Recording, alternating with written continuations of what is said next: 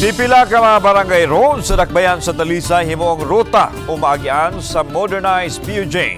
Ang report ni Femari Dumabog.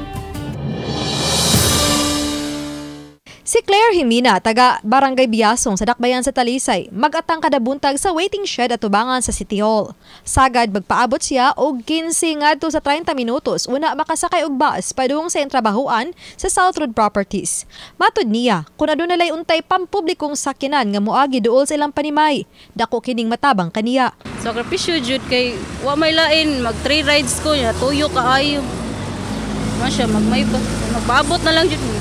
Susama usab nini ang sentimiento nining college student nga taga Barangay Puok ug nag-eskwela sa usa ka universidad sa Cebu City. Dako siya nga tabang kay dili na ko maglisod og pangitag sakay pagawas kay lisod gid bitaw pasulod. Gumika niini adunay pipila ka barangay road sa syudad nga lakip sa giduso sa City of Talisay Traffic Operations and Development Authority kon City Toda sa proposed local public transport route plan sa mga modernized PUJ.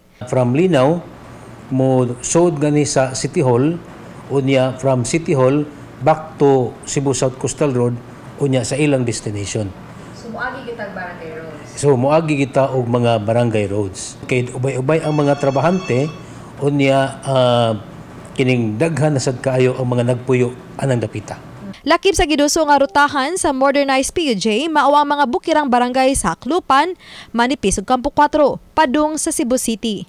Gumikan sa gisugyot nga bag-ong mga ruta nakiginabi si tumulak sa mga barangay kapitan atol sa meeting sa Associations of Barangay Captains. Ato lang ni siyang klarohon nga kining maong mga ruta is proposal, no? So i-appeal lang namo sa amo ang plano.